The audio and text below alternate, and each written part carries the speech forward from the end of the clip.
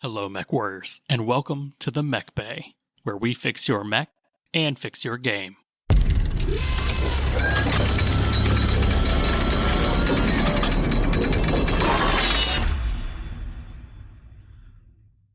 What's going on, Mechwarriors? I'm your host, Steve, and I've got my co-host, Lawmaster Denim. Howdy, howdy. And today we've got a special guest with us, semi-professional Jingle pilot and amateur author, Jason Hansa. Welcome. Hello, thanks for having me. We are the Mechbay Podcast, your number one source for all things casual to competitive Battletech. And today's episode is sponsored by two patrons, Paul Dennis and Arthur Garlick. Today, I think we've got a pretty exciting episode. We're going to go over some Battle Rom footage and open up that mailbag that's been getting a little bit stale in the back of the bay. But before we do that, we'll start off with news, hobby progress, games played, and maybe even some tales from the hiring hall. Jason, what news do you have for us? Oh, for news. As most people know, the Shrapnel comes out every 3 months, and it's that month again. So on June 15th, which is, depending on when this drops, in this next week or this week or whatever, the Shrapnel 21 drops. So I'm super excited. I can't wait to read it, and that's what's coming up. Do you have any stories in that one? I do not. I've been still working on my Wars of Reaving novel, so I will read it anyway. Yes, yeah, I am looking forward to it. Shrapnel has been consistently killing it. There's always new authors in it, and the new authors are just knocking out of the park. I am super excited to see where these new authors will go in the years to come. So awesome. Speaking of other stuff that's coming out, as of June 1st, Queer Tales of Terra has just come out, which is the Pride Month anthology for, I believe it's all fan fiction, correct? Yes. Yeah, and it's like this is like the third year that they're doing it. I believe this is like the 2025 edition. So I believe there are two others out there as well. Yes, and it's spelled Terra. It is not an entire anthology about Tara Campbell. So sorry, sorry, super fans. Oh man. Denim, we got any other news on the docket? Yes, sir, we do. Probably by the time this episode airs, Thunderhead Studios will have the Savannah map pack files for the 3D terrain. I'm very much looking forward to that. So that includes like the hill with the lake on top. He did a really, really good job with that. So you can actually take the lake off to put the mechs in there, like when you're playing around. So if they're in the lake, then they're standing in the pit. But if they're not in the lake, you take them out and you put the painted cover on it. So it's just a flat lake and it looks super, super good. He spent a lot of time working on the Box Canyon map. And I know that one is going to be, that one was particularly difficult for him, but it looks so good. And I cannot wait to get my hands on all of these. So any of the new Savannah battle mats, yeah, they're for all of those. I've got the Box Canyon map that I was pretty excited for. I got that with the Kickstarter stuff, and it's a nice map. I mean, it's a little frustrating because those Box Canyon walls, I didn't realize it when I ordered the map. I thought like, oh, it'll be like level 2 or 3. Like, no, they're like level 6 walls. There are little paths in there that have level 2 and 3 so that a mech can walk over them, but there are only a couple of those. Most of it is huge. Like you could do some really cool specific missions, like scenario missions on that map. It is a difficult one for just we got 7,500 points. Let's just throw down on this map. It's a little bit awkward on that. For some scenarios, it's actually pretty cool. Well, can't wait for that new map pack file to drop, and we'll have to get some hobby progress going where we print those out. That'd be a good time. Speaking of hobby progress, Jason, we'll jump to you. Have you made any recent hobby progress? I have. I almost have finished up the Davian Cavalry Lance Pack. I painted up as the heavy guards, and I was trying some different techniques using the blues to see how dark a blue I could get. And I'm really happy with some of them, how they turned out with the blues. Blending your own paints, or are you just using something from a bottle? Oh, always from the bottle. I don't blending my own paints. Not that adventurous. Yeah. So, well, for those who don't know, I'm a legendarily bad painter. So, no, what I did was I used different base coats. And I tried doing some slap chopping on some of them, and I tried a couple different blues. So I just wanted to test to see how they came out. So some of the blues are fine. Some of them came out beautifully. And then the white and red stripes came out gorgeous. They're table ready. So from a distance, they look amazing. But when you get them real close, you can see where like the brush was kind of wiggling and stuff like that. It's frustrating, but it's, I am a painter in progress. Excellent. Denim, what about you?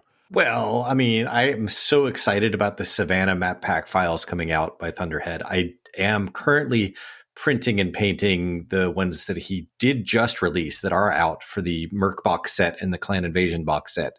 So any of the maps that came in there, all of those 3D files are done. So I'm about a third-ish of the way through printing those. I've got my Ender 3D Pro still. I haven't upgraded to a Bamboo yet, though I'm excited about that. But they print on an Ender just fine. So still monochrome for you, and then you paint them after Right. effect? Right, yeah. So I have a nice Brian from Hangar 18 is a genius artist when it comes to painting those. So he's given me a lot of cool ideas, and so it doesn't matter if I had printed them in color or not. I'm gonna prime them up and paint them by hand anyway. Cool. Yeah, I've got a buddy who's got one of the Bamboos, and ever since he started doing me favors and printing some stuff for me, I almost don't even want to look at single color 3D prints anymore. I don't want to paint them. Oh, the Bamboo is super amazing. It really is. And I'm definitely going to upgrade. It's just that I don't know if I'm going to get a new grill first or that first. It's kind of a toss up. Which one am I going to use more? It's summertime now. You got to have that grill. Yeah, my old grill just isn't cutting it. Can only fit 15 burgers on there. You need to upgrade to 25 burgers. I wish. No, the new grill is going to be awesome. Awesome. Well, for me, I have actually, it's fortuitous we have you here, Jason, because most of my hobby progress revolves around your help. I know last episode I talked about how you got me the trebuchet and the catapult from Iron Winds, which I appreciate. Thank you. I have since built those and primed them. And I was surprised. I didn't realize that the catapult had both the C1 missile pods and the K2 PPCs. Ooh. So I opted for the K2 PPCs for my Castle Crashers because I think the variant that I picked for that list was a K2K. So I thought it was fitting. And honest to God, the K2 metal greebles for those PPC arms look amazing. Honor the dragon. Yeah, I when I was sitting there, picked it off the shelf and I was looking at it, I'm like, because they had a couple different models. I'm like, okay, well, this has both sets in there. So, I don't know exactly what Steve wants to build. So I'll send this. And I'm like, wait a second, this is gorgeous. So I grabbed a second one for myself. That's how it goes. I get hobby progress. Buying is hobby progress, and it counts. And it's really bad because I've got a cart that's sitting on like $100 in more pewter that I haven't pulled the trigger on yet. But rookie numbers. If buying is hobby progress, then yes, I did a lot of hobby progress at the Richmond Open. Anything notable you came home with? A tripod. Nice. Which tripod? It was the Hera, I think. The Ares Hera? Yeah, the Ares Hera. It's already been painted. So Wow. I didn't paint it. So, it's already been painted by one of my kids. It looks gorgeous. It really, it's an amazingly dry brushed and everything. It's gorgeous. The choice of colors is Questionable. Questionable, but I'll allow it. Does it bring your son joy? It does. Well, then Marie Kondo's all over. So then it's perfect. Yeah. I bought a bunch of stuff, but yeah, the catapult that was not technically on my shopping list, but I scooped it up anyways. Yeah. A little bit extra. This is funny, right? My mother has a phrase. It's the spirit of shopping will possess you from time to time, and things just jump into the cart. It's not you. It's the spirit of shopping. And how that happens? Just get into it. Yeah. So you roll with it. Well, it sounds like everyone's been working on projects here and there, which is good. Do we have more games played than hobby progress? I hope we do. Jenna, do you want to go first? Because I have a nice long report from the Richmond Open. I'm willing to go into. My biggest thing, actually, the main reason why you're even on here, Mr. Hansa, sir. So we had a grinder over at Hangar 18 this past weekend. And we were lucky to have quite a few people. We had Jason Hansa, we had Joshua Franklin for He's the reason we have such awesome things like the Hinterlands stuff, the Tukia set before that. Alpha Strike. You know, I was going to say a little thing called Alpha Strike. Yeah. So it's always nice when he can make it to an event. It was fantastic. Yeah, it was great. Yeah, we had a ton of people. Well, we had over 20 people playing, but then even more people were showing up just to get books signed and things like that. So yeah, it was a really good event. We could have easily had another table or two if we had the grinder kits for it. So maybe next time. But like all good grinders, some really cool stories came out of it. The first one I have is a short story, but it's particularly funny. Over at my table, I had Hansa's son. I kept saying Hansa, and three people would be like, "What?" I'm like, "No, just that one." but we just started, so everybody had the lowest level mechs, and nobody was really hitting anyone yet. So Clover is like, "Oh, I just have to go to the bathroom real fast." While he was gone, somebody just took a pot shot from across the map. And his brother Mitchell's like, "Oh, he'll be right back. I'll just mark the damage down because nobody's damaged, you know." Well, it hit him in the torso, got a through crit, got an ammo bin. Oops. Clover was gone for less than 2 minutes. Got up, left, came back, and we're like, "Oh, dude, your mech does not exist anymore at all. Crater. It's just gone." It's like, "I was only gone for 2 minutes." I'm like, I know. That's BattleTech, baby. That happens. Right? Oh, it is. Our table, it got pretty crazy. The purple mechs went down pretty fast, except for Scott from scotsgameroom.com. He was in a Valkyrie for the longest time. He's got a medium laser and an LRM 10. So close range sucks for the LRM, but long range sucks for the medium laser. So he wasn't doing much damage, and so most people were ignoring him.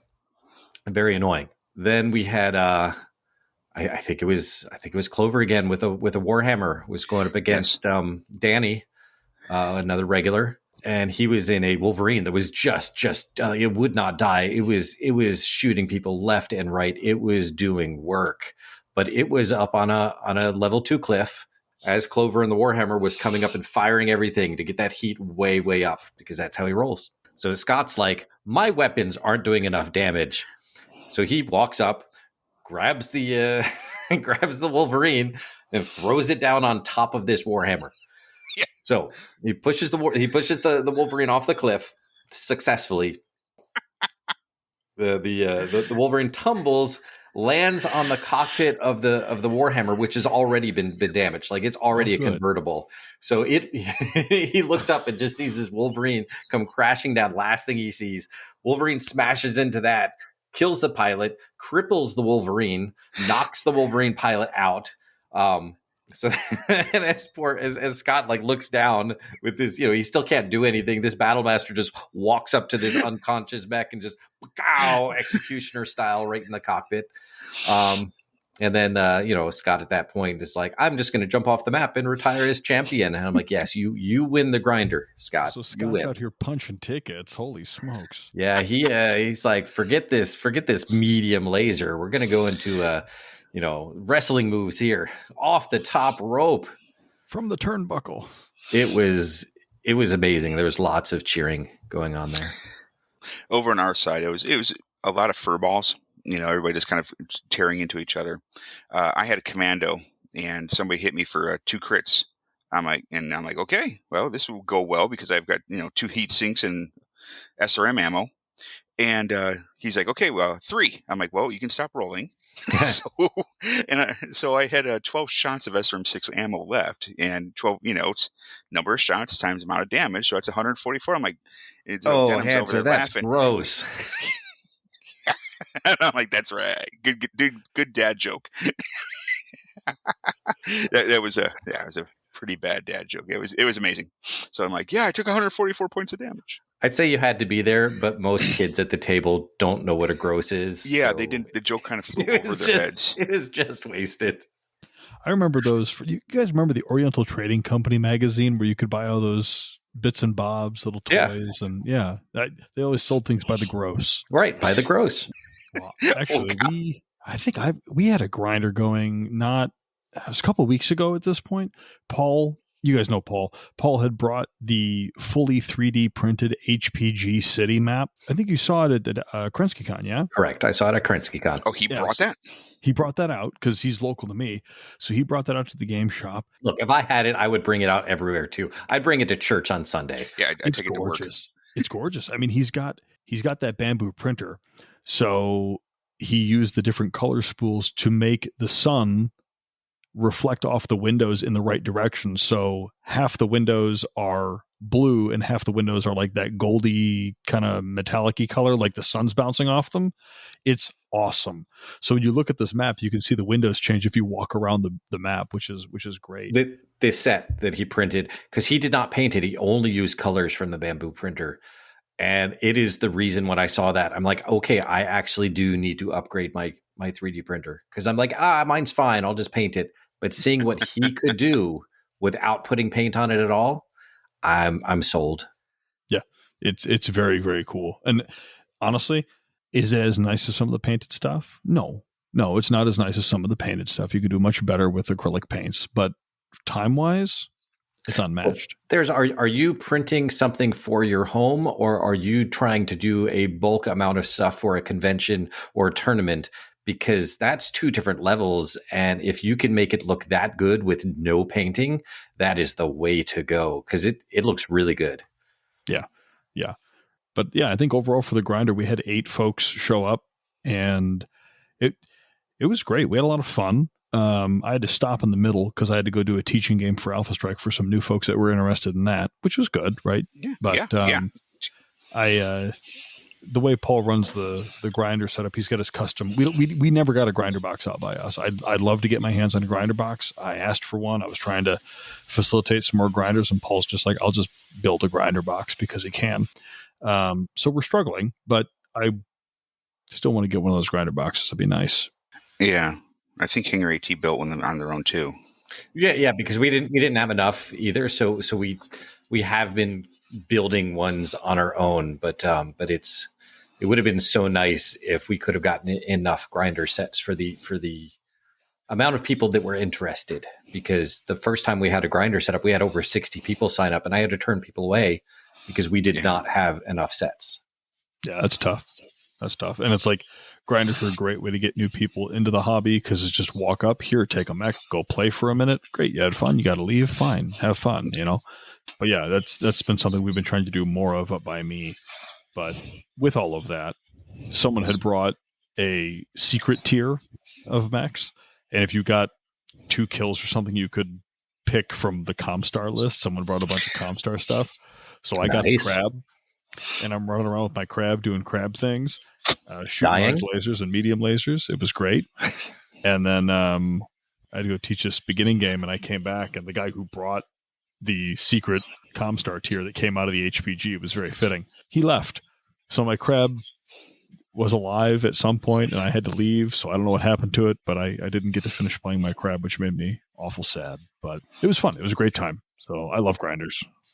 Well, that does mean that so far you are undefeated with crabs this year, right? I guess technically I didn't die at it. At least the worst you can go is 1-1, right? Right, there you go. But I did have some other games that got played that were not grinder stuff.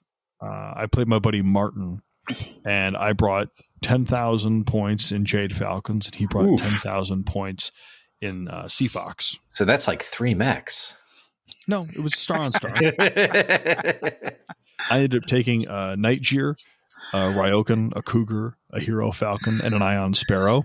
It was actually on Martin's birthday. So what good Bachal doesn't start with a birthday cake? So we gave Martin his birthday cake, and then we kind of got started. And Martin brought a Nova Cat, a Timberwolf, a Phoenix Hawk, a Black Hawk KU, and a Hellhound. Okay, but for real, these are like 4 or 5 gunner pilots, right? Like, there's no way you can fit all of those in a 10K list for clan. Like the Timberwolf we did 4 5s. Okay, because the Timberwolf at 3.4 is like over 3,000 BV all by itself. Yeah, it's been a hot minute since we played this one, but I think what we might have done is built the list and then upgraded everybody. Okay, Right, kind of like dropped them all down to get them to the clan numbers. But overall, this battle was pretty brutal. We played on the HPG map, not the 3D printed one that I was just talking about, but the new city map from the Kickstarter stuff, the one with all the buildings in it and like the subterranean parking garage. Right. I don't know the actual map name. I didn't have that one. That was Martin's, but it was a lot of fun. And we played long side to long side, so we didn't have as far to go. In the very beginning, I was giving Martin a lot of guff because the Nova Cat is just a redesign of the Nightjar, right? They took the Nightjar's design, slapped some other stuff on it, and said, "Oh, look, we're totally, look at us." And I'm like, "Hey, you're an insult. You stole my chassis, and I'm mad about it." So he goes, "Fine, let's do an honor duel. Just my Nova Cat versus your Nightjar." And I'm like, well, I guess that sounds fair enough. But of course, this was a crucial mistake because in my entire list, the Nightjar's that anchor that I had anticipated soaking a lot of damage, while all my other lighter stuff ran around and, mopped up. I just bid away my anchor on my list, so it was not going to go well. This was not a wise move. But it was a Jade Falcon move. Yeah. It was the most honorable and possibly most humble thing to do. So, of course, this patrol gets issued after the movement phase. So I put my Ryokan right up in the middle of the map, and this poor Ryokan just got eaten alive. It didn't survive past turn 2. It was not pretty at all. I was outgunned and outgunned, and I mean, it went about the way that you would think. After like 2-3 turns, my Cougar had nothing left but the LRM 10, and his Conjurer and Timberwolf just ripped it to pieces. One of the best things that happened, and Denim, I think I texted you this because I needed clarification on the rules. His Phoenix Hawk it jumped to the top of a level 9 building, right? And I'm like, okay, this is a problem. He's way up there and he's taking pot shots down on my guys, that now don't have cover. So I took my Ion Sparrow and I jumped it up there to DFA his Phoenix Hawk because I needed to displace him. Well, that's a good way to do it. Yeah, I'll do it. And Martin's like, "Oh, the Ion Sparrow is so fast. I don't think I can shoot it." You're going to miss on that DFA. It'll be fine. It doesn't matter if you hit or miss, though, as long as your Iron Sparrow survives. Hit or miss, his Phoenix Hawk gets displaced. Yeah, we found that out after we looked it up because I'm like, well, I can't believe you didn't shoot it out of the sky. So let's find out what happens. And his poor Phoenix Hawk fell 9 stories face first into the concrete below. So that's a Phoenix Hawk 2C or a Phoenix Hawk? No, regular one. He was okay, so it's 45 tons. Yeah. But so 45 goes up to 5 times 10. So that's 50 damage. And it's taking a pilot hit because you add a +1 to that for every level that it falls above 1. So yeah. Yeah, so it's taken a pilot hit for sure. No, a 4 + 9. I'm sure he can roll a 13 on it. It didn't matter because that was not the first time that the Phoenix Hawk had been harmed in this engagement. There was nothing left of that machine other than a smudge mark on the blacktop. It was pretty ugly, but that made the rest of the game worth it. That single event made the rest of the game amazing. I just have to imagine, it's like Hans Gruber leaving a Christmas party, and it was great. Hans Gruber only leaves a Christmas party one way. So yeah, I mean, so while all this other nonsense is going on, right, my poor mechs are just getting eaten alive, and the Timberwolf, like I mentioned, kind of blows up my Cougar, but my Hero Falcon gets behind him and shoots off 6 SRM-6s, hitting with 24 missiles. The sad part about that is none of those 24 missiles hit the open torso that I needed to hit to get internal. No.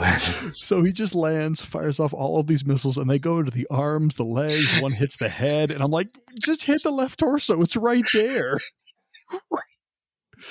Oh, it was. Welcome to BattleTech. That's BattleTech, baby. Sometimes the dice hate you. But overall, probably between the Phoenix Hawk going face first off the top of the building, the other cinematic ending to this was everything was dead, right? I mean, almost everything was dead, and it comes down to the Nightjar versus the Nova Cat. So we are just blowing the snot out of each other, and he finally overheats to the point because I managed to hit a heat sink. So now like his heat scale's all off. He's hot and he falls. He shuts down and then falls over. And I'm like, great, this is fantastic. I can get him when he stands up. I'll finally kill him. And then I just have to turn around and deal with the one Timberwolf that's still kind of prowling around the other sets of buildings waiting for the trial to be over. Well, he says, fine. He rolls, he stands up, and then fires off everything again because he's trying to kill me. He shoots 2 large pulse lasers and rolls double boxcars. Oh, he took the Nightjar's head clean off. And I'm like, how of all the times did you roll 2 boxcars right then and there? This was sad. But because damage is all dealt at the same time in Battletech, my Nightjar got the opportunity to fire back. I fired everything I could, and I was at short range, and he had just stood up, right? I managed to completely blow out the internal structure for both the left torso and the right torso, which did more engine hits. We rolled for the stack pulling engine, and it blew up and took out half the building that was next to it. Yes! So the Nova Cat and the Nightjar both killed each other in the same turn. So when it comes down to which chassis is better, the results are inconclusive. So I'm taking that the Timberwolf didn't look at the explosion as he walked away with this small nuke going up behind him. Cool guys don't look at explosions, right? That's the box. That's how the box art for Mechwarrior 2 came about. That maybe.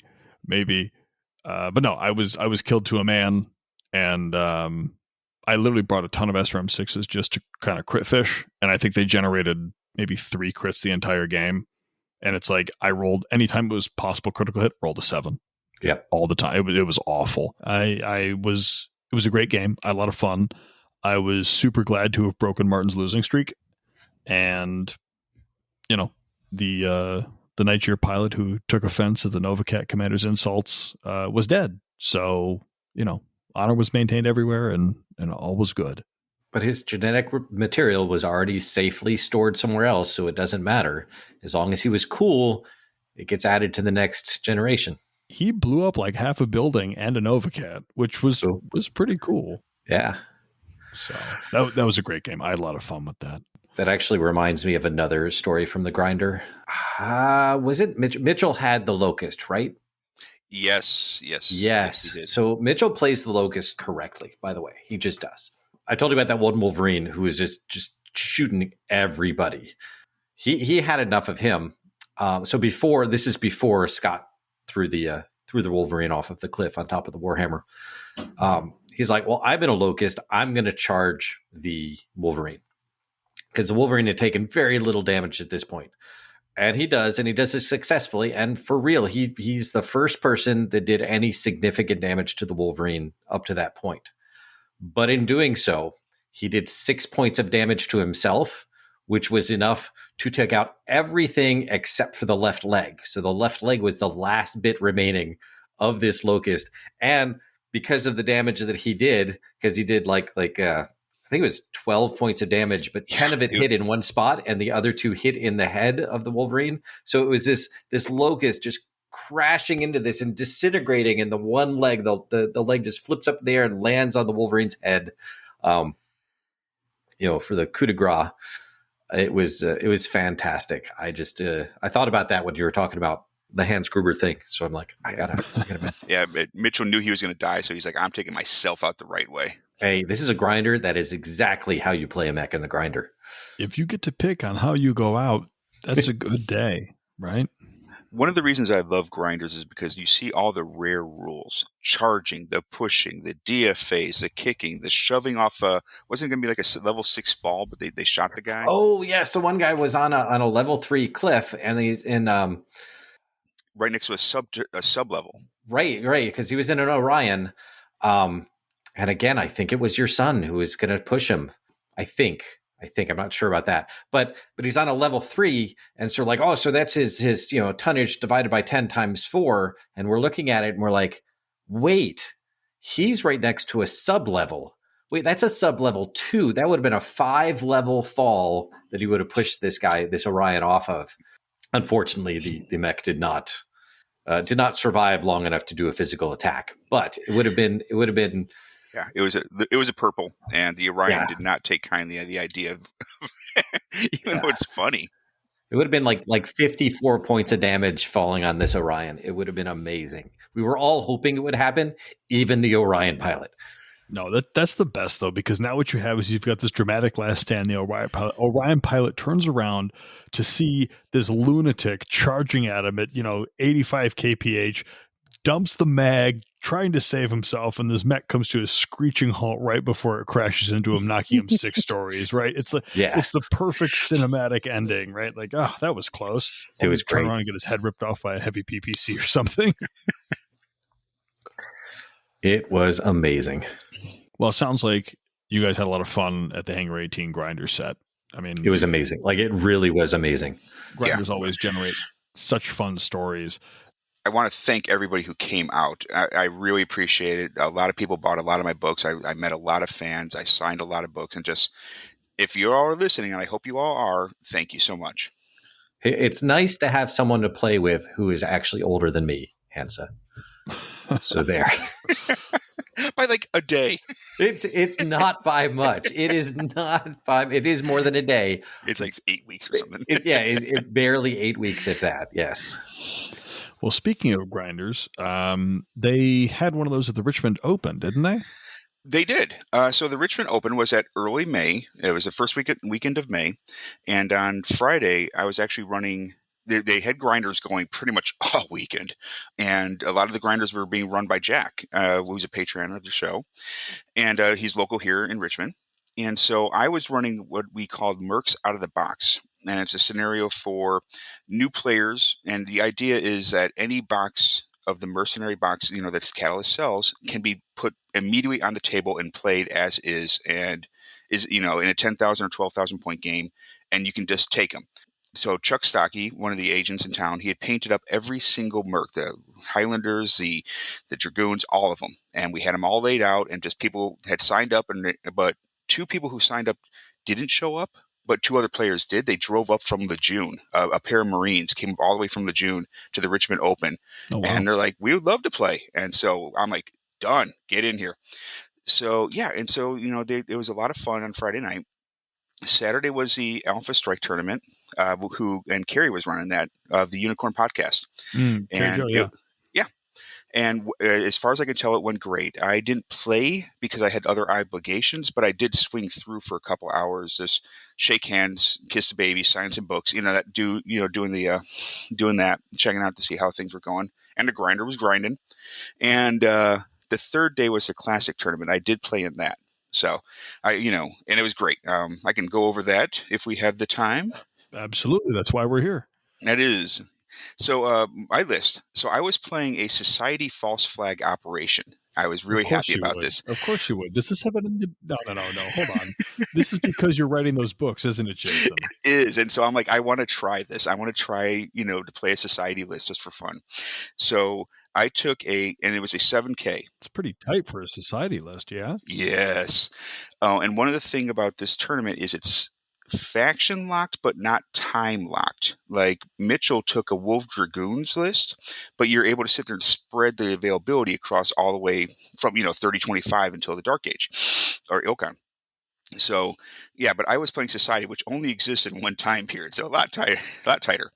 So I took a Fire Falcon C, the Battlemaster 1GB, which is a Royal, the one with the 2 PPCs.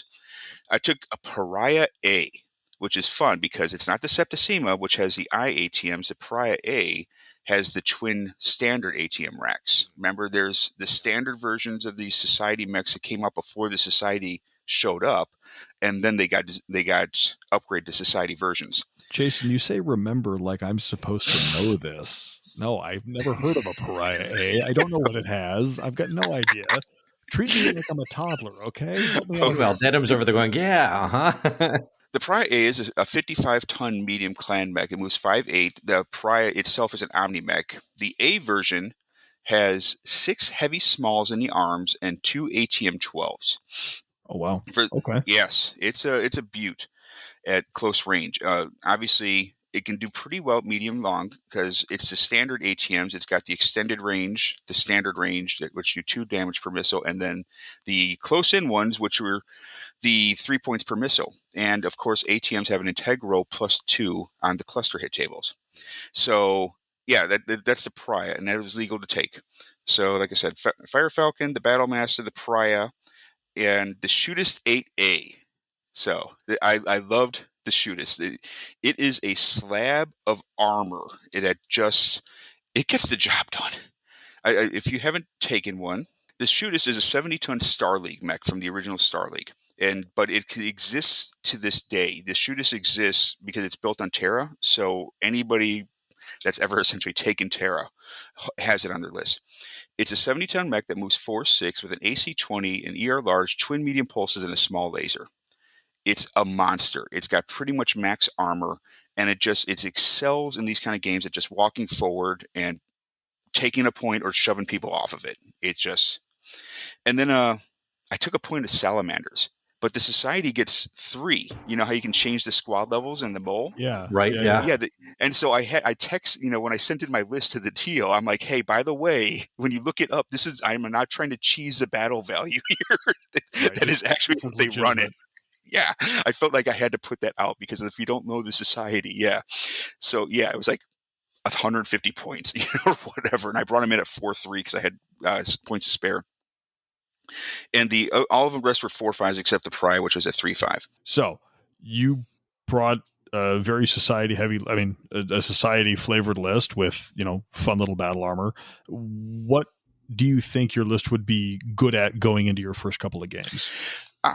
Okay. So yeah, I brought I brought it as a full star. Like I said, it's a false flag, and they're painted as blood spirits. So the idea is when somebody looks at it and says, when did the blood spirits get a Pariah? If they're thinking about it, they'll know something's kind of off. My list, what I really wanted to do was kind of balance. I knew I was going to be weak at the missions where you have to grab something and run because I only had one runner. Sure. Your Fire Falcon, and those are not the most durable of units. They're not. They're a good, if you don't want to use a fire moth, they fit kind of a lot of the same categories. It has a little bit more guns, but yeah, they're not durable at all. And so I knew I would do very well at missions where I have to either stand on a point and hold it for a time, or stand next to a building or destroy a building, because ATM-12s, and if you don't have to roll clusters, like if I get next to a building and just level it. So I knew as you guys have talked about on the podcast before, a lot of times there's 6 missions, and you could read the missions ahead of time, but at the event, the teal would roll a dice, and we're playing 3 games, and whatever comes up. I personally feel you guys had a lot of discussions last time about blind missions versus seeing missions. I think this kind of really cracks that nut because you see the missions, but you don't know which ones you're going to play. So, sure. So like Denham said last year, it's like, you're going to do good at 2, okay at 2, and terrible at 2. And you're just kind of hoping that the dice fall your way. Denham, if you look at this list and you're going to have to go up against this list, what do you think is going to be the soft spot here? If you were like squaring up against this, what would you try to target first? For real, this is it. You can't just do that unless the mission is a meeting engagement type of thing. It really depends on what the mission is and what the map looks like. That's where your whole how am I going to approach this comes in. You've got to look at the terrain on this. If you're just looking at a flat map with no terrain, you want to take out the biggest guns first on this, if that. But you have to look at the missions. You have to look at the maps. I can't give you a correct answer without that info. One thing I was very careful to make sure is that my opposing opponents looked at my record sheets and I walked them through because they did not know what my mechs were. Nobody had seen us shoot us before. A couple You're people. playing Some society, Hansa. Yeah, I mean, but nobody had seen us shoot us before, and nobody had seen a pariah before. So, and like then you're asking how to take me down long range, because I only had the PPCs. The shootist only has 1 ER large. I have a very brawling force, and I was counting on having to take points and hold points, because if it's a point related game, an objective based game, the fighting's around the point. So to defeat me, somebody needs to stand at range, and one person did that really well in game 3. that only works if the terrain allows it. Like, that's Yes. the thing. Yeah, that was a tough fight. So yeah, at range is really how you kind of get at me. I mean, you played 3 games. You just told us. Yes. What was the first one? What was your first mission? The first mission was there's 4 radio towers, and at the end of turn 1 will activate. You roll randomly 1, 2, 3, 4, and and you can count turn 1. So if you're standing next to the building, you get a point or get 10 points. And objectives, you can get 70 points. The first 100 wins. Objectives, you get 70 points, and killing, you can only get 70 points. So you have to, if you want a full 100, you have to balance it. You have to get objectives and destruction. If you table somebody but you got no objectives, you're topping out at 70. So if you're every turn you're standing next to a radio tower that activates, then you get 10 points. And so it's random.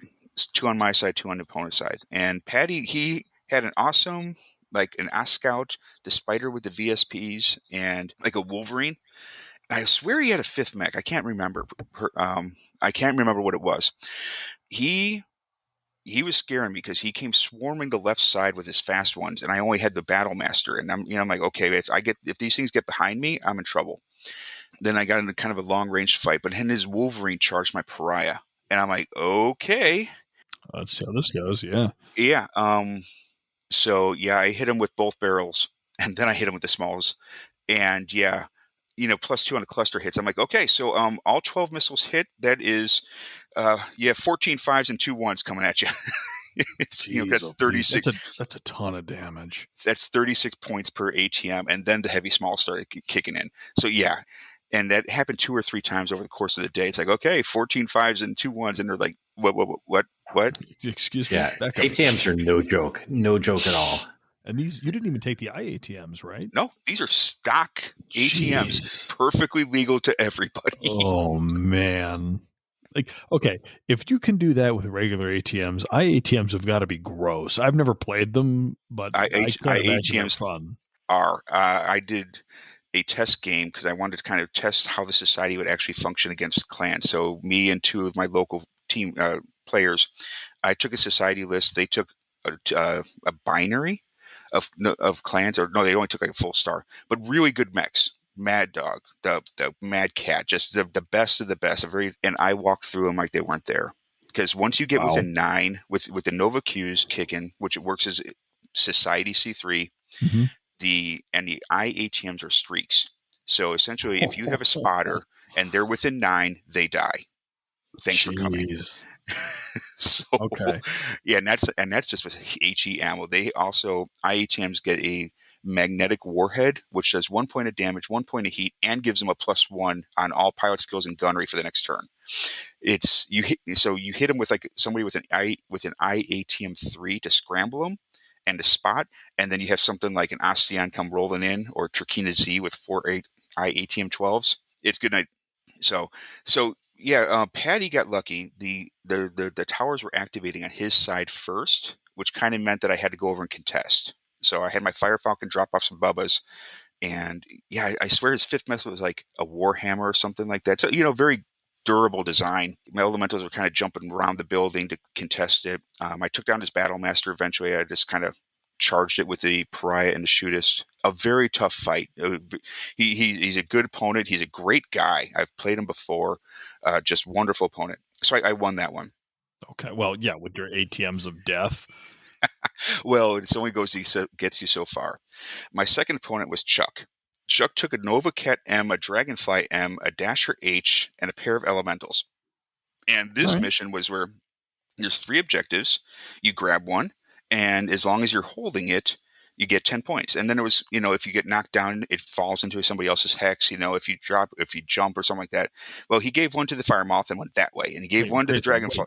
You're telling me that you didn't just go for all 3 objectives with a 3-point objective game? That's what we always do. You just go for 3, right? No, he put his Fire Moth over on one side and with elementals. I'm like, okay, that's a trap.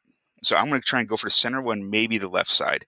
But yeah, he grabbed one with the Fire Moth that ran, and he grabbed one with the Dragonfly and went the other direction. I'm like, ugh.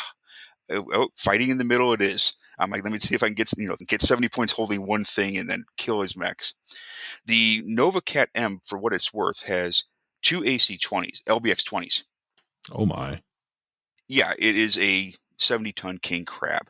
So it's, one of the few mechs I fought that day that could go toe-to-toe with anything I had. I'm like, yeah, I want a close-range fight. And he's like, okay, I'm going to Huckleberry. Well, I expected his Dragonfly just to hide behind a mountain like a Fire Moth did. But I kept losing initiative. And Chuck's like, I need points for killing. Zip! Right behind my Fire Falcon, and now I'm down a mech. That was an ugly fight. I lost that one. I did kill the Nova Cat, but he took down my Shootist. The Shootist is amazing. I rode out an ammo explosion, that thing. It's just, oh, wow. It's a beast. He came back with the Fire Moth. I think I killed the Fire Moth too, but his Dragonfly, he chewed me up. He won that one. I want to say it was like 115 to 70, give or take. I mean, I did respectably well, but it was a pretty solid loss. That was one of the missions I knew I would be terrible at. The grab the points and run. I had one runner. He had 2. He killed my runner. Sure, makes sense. I mean, like, this is luck of the draw, right? Sometimes it comes up and you win. Sometimes you don't. But I think that keeps it fair because you can't tailor your force too well. If you know what the missions are, you can tweak your force. I had a good list of generalists that are good at brawling, and I just had to kind of trust in my luck. The third list, I don't know his name. He was a friend of the winner, a friend of Shane, who runs Goonhammer, I think is the website, who does a lot of BattleTech stuff. Mm-hmm. Mm-hmm. He said that Shane had built his list, and it was terrifying. He had a Flashman, a Stinger, a Black Knight, a Mercury, and a Blitzkrieg. Oh, the Blitzkrieg. He actually, yes. That is an ugly looking mini. Yes. Like, that is a disgusting looking mini. It is, and it is a terror. It's, for those who don't know the Blitzkrieg, it's a 50-ton Steiner mech that moves 711 and has an Ultra AC-20. The map, though, and I don't know which one it is, so one of you guys may know, but the whole right side is empty. And the entire left side is like a bunch of canyons, green hills and stuff like that. So he got it's like a whole kind of wall and stuff. And he got his Flashman on turn 1 up on top of the mountain. And the Black Knight standing right next to it, just pumping down long range fire. So I had to run my entire star along the level 2 hills, because my plan was like to swarm over the hill. And, eventually kind of cross, go up the hill like a World War I assault. He sent his Blitzkrieg around and got behind my Fire Falcon, and he got becoming a habit for you, Jason. Yeah, behind the Fire Falcon.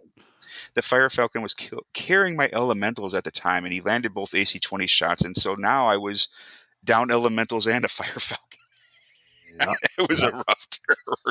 And again, I was losing initiative all the time. I got lucky. He's kind of a new player, and he got impatient. So, and he was skirmishing with me with the Mercury and the Stinger, just kind of popping up and popping down. He was jumping into heavy trees. So, I needed like 18 to hit his Wasp. He was laying down really good long range fire with the Flashman when he could, but then he got anxious. He wanted to get in there, and he moved his Black Knight around the corner to come get me. And I'm like, okay. And the Pariah and the Shootist ganged up on him. And that's a lot of damage. Yeah, that's a lot of damage. He rode it out, but he started backing up, but then I had him. I just stayed on him because he can't back up as fast as a Pariah can run. And I just kind of swarmed. And at that point, he was in it. I had my Battle Master was trading shots at the Flashman, and those two they were trading shots, and they were pretty equally matched. And yeah, I was just leveling everything else. I finally just started killing. This exemplifies something that I try to tell newer players is if you find yourself, especially true in Alpha Strike, right? if you find yourself having to back up, if you find yourself having to fall back and reposition, there's a good chance you are in a lot of trouble. Yep. Right. And it's not that you've, maybe the dice just came up against you or what have you, but if you get in over your head and you have to have one guy back up and then another guy back up, unless it's a feint, really, to draw them in, you're probably cooked. Yeah. Yeah. It cost him. I mean, he got lucky. That's true in real life too. You know that, Steve, right? Like he got lucky. I kicked him with the pariah and hit the uninjured leg. But, now both legs, one good kick from the shooters will take it, go in and maybe even take it off.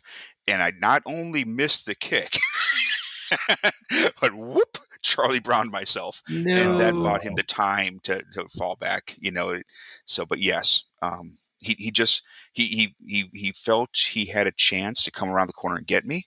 And I made him pay for it. I mean, I knew I might lose a mech. And mission 3 was kill. That was just no objectives. It was, you can get 100 points by killing. And I ended up getting that 100 points. So I tabled him. But it was a tough fight. It was a tough list.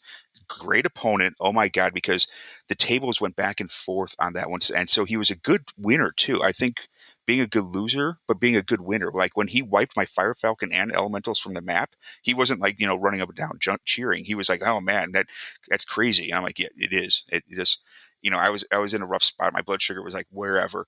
And so, so he wasn't rubbing it in, Yeah. Well, it's being gracious in all forms is really crucial to making sure that not only you, but your opponent have a good time. Yeah. And so he was great, a wonderful guy. So the final, so I ended up coming in 5th. Nice. Yeah. Out of how many, Jason? That matters. It was like, out of 6. No, I want to say 24 signed up and 22 showed up.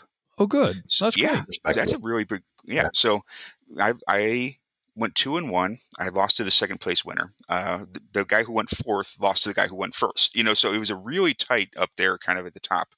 And so first place was Shane, and he took a Nightstar 9J, a Templar 3, a Marauder 5T, a Wasp 5A, and 2 pairs of Grenadiers, A and B. Oh wow! Second place was Chuck. Like I said, I faced him with the note, and then third place is some stay-at-home kid I like to call Mitchell, who went 3-0. That's great.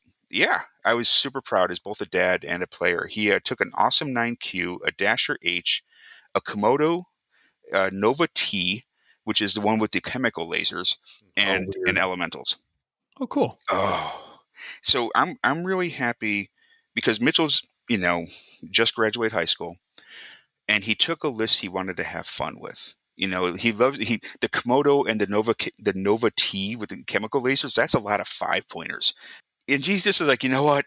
I'm just going to have fun. I'm just going to throw dice. I'm just going to take up like I'm a Warhammer player and dump 5-pointers on people. But he played every game well. And I think if a 18-year-old kid with a list he likes to play can do well at a tournament, the game is in a pretty solid space. You know what I mean? As overall, I think the TOs are really getting it, knowing how to balance a classic tournament. Thiel is a great TO, but I think overall, just from like listening to you guys, listening to other games, other podcasts, I think BattleTech as a whole and Alpha Strike is in a really good spot. I know there's a lot of tweaks that, like you're using BSPs to kind of level the artillery Firemoth field. Yeah. But I think it's just about right. And so I think that's really kind of the story of Mitchell doing really well, is that anybody should be able to do that. Anybody should be able to take a list they like, and if they get the missions that kind of work for them and they play it well and the dice are neutral, they can place. So no, it's always reassuring to hear that you don't need to bring some optimized toolbox in order to place well, right? And that's good, because sometimes dice just come up your way, and sometimes that's enough. Yeah. It does continuously amaze me how polite BattleTech players in general are. Not always. There's always exceptions. Yeah. But compared to other games I have played competitively, BattleTech players are by and far the most polite ones I've ever faced. I think there are two reasons I think for this. A, for a very long time, the community has been very small, and people are so excited when you find somebody else willing to play Battletech with you that it behooves you to not be rude to that person because they may not come back. Right? That's a good point. First and foremost, right?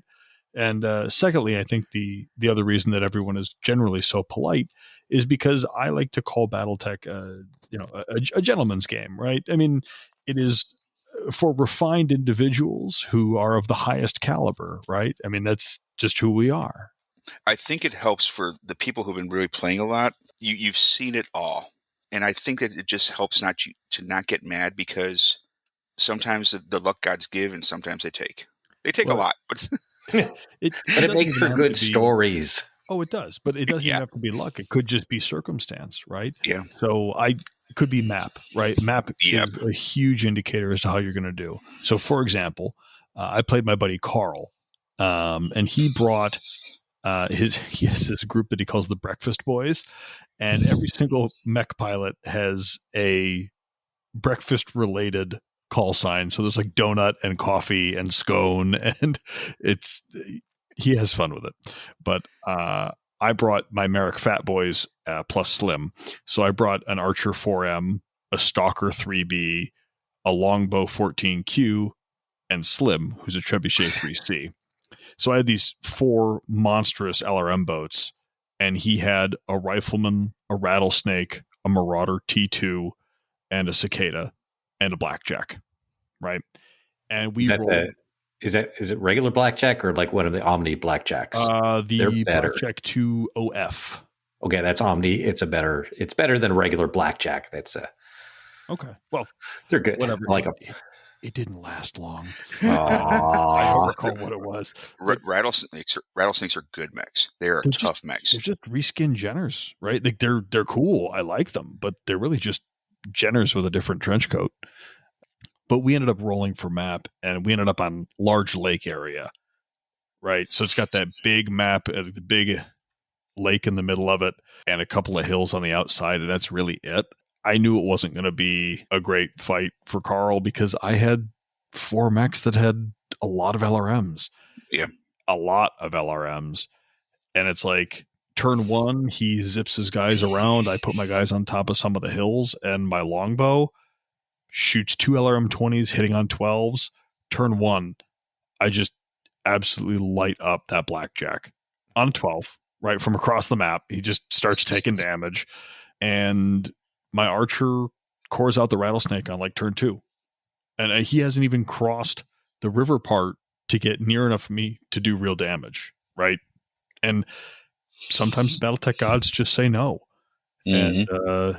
And it got to the point where his Rifleman was like struggling to cross through the water, climbs up on the riverbank, but he lost initiative, so my Stalker outmaneuvers a Rifleman. Oh man. Poor guy. Like Carl's just having a rough game, and that Stalker just dumps 2 large lasers into his back and cores out the Rifleman. So that's toast. The Cicada and the Marauder kill my Archer. He did so much damage to that Archer. There was only 5 armor remaining on the left leg. All the other armor everywhere else on the mech was gone, which feels really bad when you can't get those critical hits to do anything. Yeah. He's dumping damage into it and it just won't die. But he did end up getting 2 ammo explosions, which killed the pilot. The pilot didn't even have a chance to, it's just done. And what was funny about that was, out of spite, his Cicada had crawled up next to the Archer when it fell over, and he kicked the downed mech just to see what would happen. And he did end up doing enough damage to the internal structure of the center torso that it became unsalvageable. So he needed that emotional win. He's like, I've been getting my butt kicked all game. I need to make sure this Archer dies. And honestly, it was a fun game from the perspective of I don't normally play with a lot of missiles, right? I'm normally a very energy heavy player. So it was nice to use these. And because we rolled the map that we did, Carl was severely disadvantaged. But I found out how to make really good use of LRMs, which was educational for sure. And you had that Austin Power moment with the rifleman and the stalker. You know, you've never seen like they're in the hallway. I've seen the movies. Oh, you're talking the about golf cart's like it's crawling forward. It's like, no. Yeah, the concrete roller. Yeah. Yeah. I'm like, what scene are you talking about? Everyone else knows what scene I'm talking about. That's good. I think I've seen those movies once. Yeah, that was pretty funny. He was so excited to get that archer out of the water, too. It took him 2 turns to cross this river. He's like, this is the worst. Hey, I finally made it out. And I'm like, hey, guess what? You lost initiative in this lumbering archer just dunk, dunk, dunk. A good scenario going around crossing a river can be really, really good. I don't know if I'd do that in a tournament, but something like a pickup game or a mercenaries game, I think that is fantastic. It was dangerous in Oregon Trail, okay? It's dangerous in Battletech. Lose the wagon wheel, lose an oxen. Your rifleman got dysentery for sure, or his did, yeah. Had a hunting accident, mauled by bear, right? Well, that's great. I'll tell you what. I think that wraps up games played. And I know we've got some tales from the hiring hall to get to, but why don't we take a quick break, and we'll be right back. All right, people. I have sources telling me that Tucker Harwell is responsible for repairing the HPGs. Some see him as a hero, but the man's a menace and a threat to the inner sphere. He's a known associate of the Blakists. His own sister conducted bizarre brain surgeries on him to make him smarter, turning him into a controllable cyborg. It's no surprise that he was one of the last people to visit Devlin Stone before he died.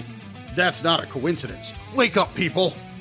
Who knows what other sleeper agent orders he has programmed into these repaired HPGs. Believe me, people, the Blakists are alive and well. They're lying in wait, controlling the great houses from the shadows. It's a cabal waiting to spring its great trap of a second jihad, and then there will be a reckoning like the inner sphere has never seen. Be vigilant. Don't buy from those sea foxes. They're trading for HPG ownership. They're replacing Comstar, and they have Tucker Harwell. And who was associated with Blakists? Tucker Harwell. Just like Comstar, who was infiltrated by whom? Blakists. They're alive and well, mark my words. You heard it here on the Intel Wars.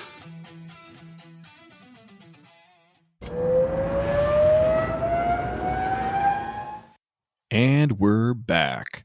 So, before we get to Tales from the Hiring Hall, I wanted to cover a couple of upcoming events because this whole episode has mostly been Battle Rom footage, and we're going to get to fan mail eventually. So I want to cover these upcoming events now.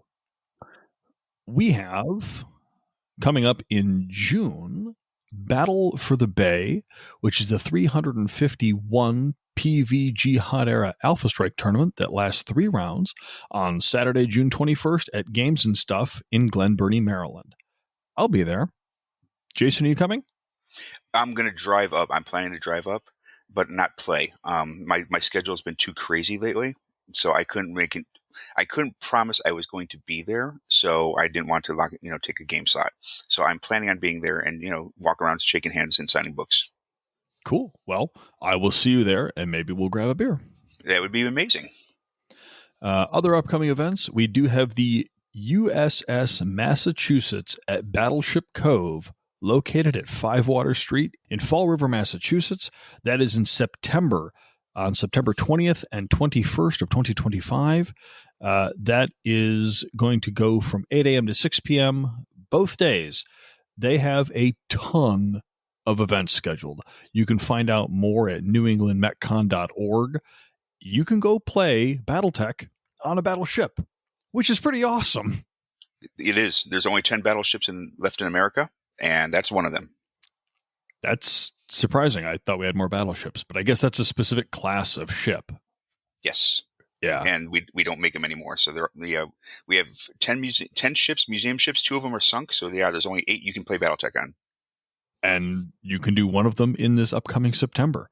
And I think I understand why, Jason. They can't sink our battleships if we don't have any. We can't lose. We're winning. Can't lose. USA.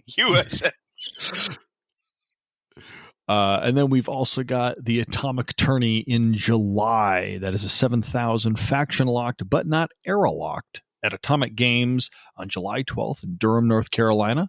Jason, I think you had some additional information you wanted to add on this one?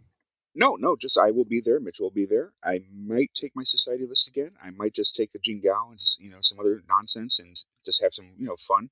Well, do we want to move from upcoming events into Tales from the Hiring Hall? More games played for our listeners? This is a BattleTech podcast. It does kind of seem natural to keep talking about games played. It makes sense to me. Jason, do you have any Mercenaries games that you've gotten done in the last couple of weeks? Not in the past couple of weeks. I think the last one we played was back in December or January, but it was a fun one. So me and Mitchell teamed up against like a dad and his son. So, it's kind of a dad-son battle. And I took a Cataphract. I want to say it's a 4L, the one with the stealth armor. Mm-hmm. And I don't know, a Stinger or something. Mitchell decided to sink, but we were using the mercenary rule set. We took 3,000 points and the battle support field points, which is it's phenomenal. We do this locally all the time. It's like, hey, we just want to play a pickup game. Just grab 3,000 points, use the BSP rules, and just go. It's so easy. Even if you're not going to do the paperwork side of it, it's a great way to do pickup games. Yes, it's so easy. The son, I think, was running a Merc unit. The dad was just throwing dice, and so were we. And Mitchell though decided to sink all 3,000 of his points into a blood kite, which is amazing. Okay.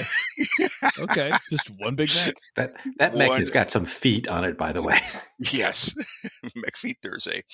So, like I said, I took the Cataphract. So the son, who maybe 10, maybe, 9 probably, cute kid, kind of new to BattleTech, and he's playing a Dasher A and something else. I don't know, Nova Cat or whatever. And so he comes running up. I move my Cataphract into Heavy Woods, and I plan to stay here the rest of the game. I've got a PPC, I got a Gauss Rifle, I got stealth armor, I'm in trees. This is the perfect plan. He runs his Dasher up, A up, and he gets in my right torso. He's right, not in the rear, but he's on my right side. And he grabs his little record sheet, and he's like, I'm going to shoot you with the anti-missile system. I'm like, oh, buddy, that's a defensive weapon. Okay, look. There are optional rules that you can use it offensively. However, I'm sure that's not what he was thinking of. No, yes. And so I'm like, what's next? He goes, my tag? Oh, no, that's so, and I'm like, what else do you have? He goes, active probe. Oh, God.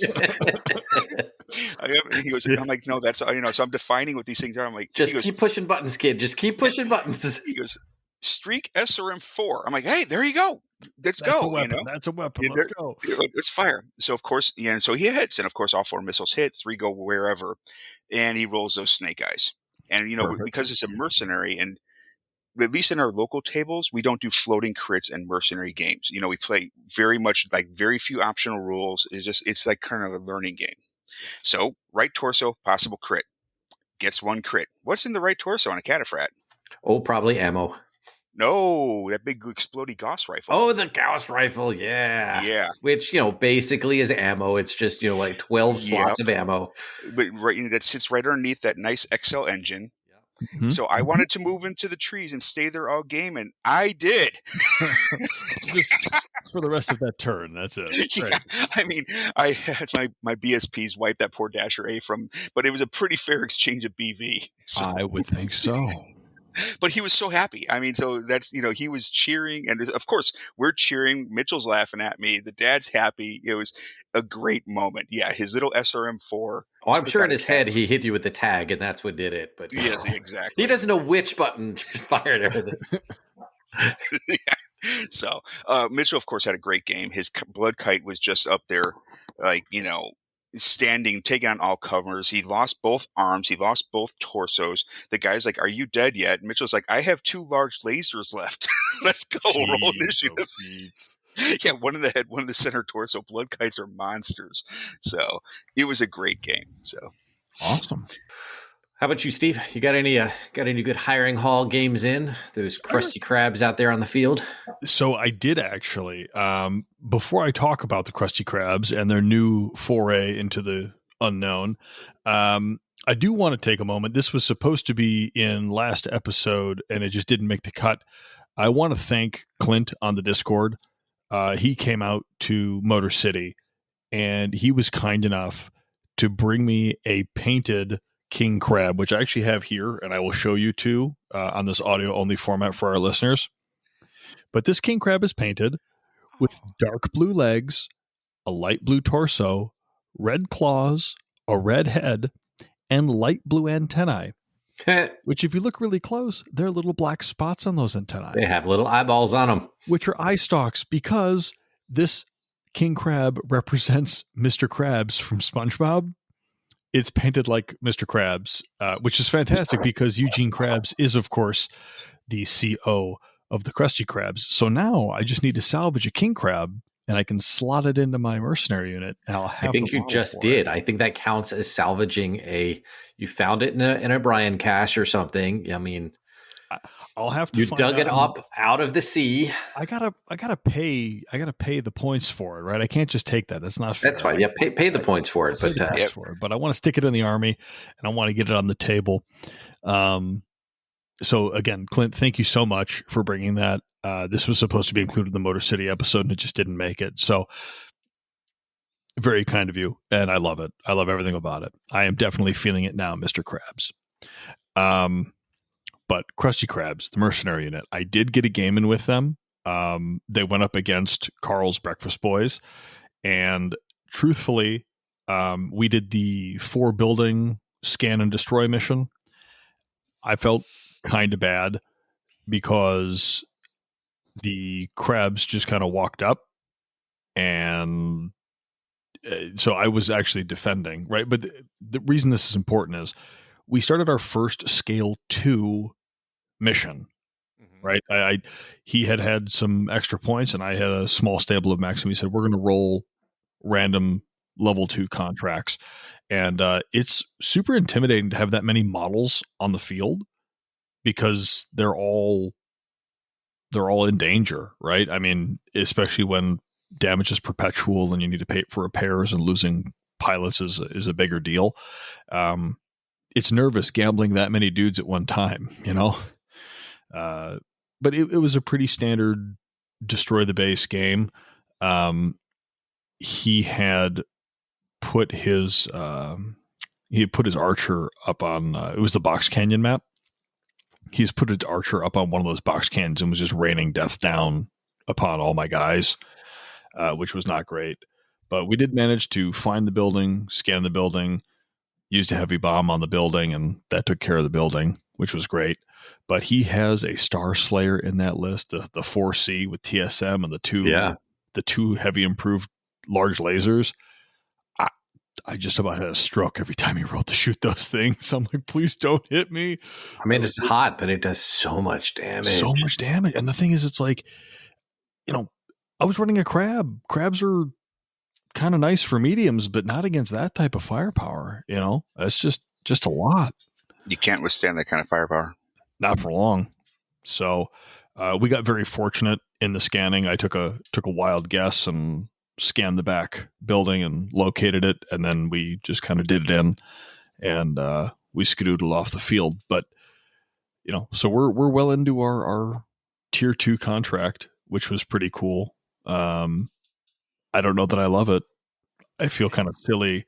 I mean, you feel silly, like, oh, I don't want to risk that many units, but because it matters now. It's awesome because it matters, and you get twice as many BSPs for vehicles, which is great because you really start using them as a sponge. You know, you send the vehicles out, and then you use the mechs to do the things you need to do.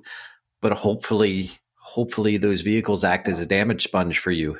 Well, I'll tell you what I did notice in the higher tiers is that because you get so many more BSPs, you absolutely have the opportunity to start taking more airstrikes. You don't feel the need to bring as many vehicles because you don't need that kind of like maneuverability damage or, you know, whatever.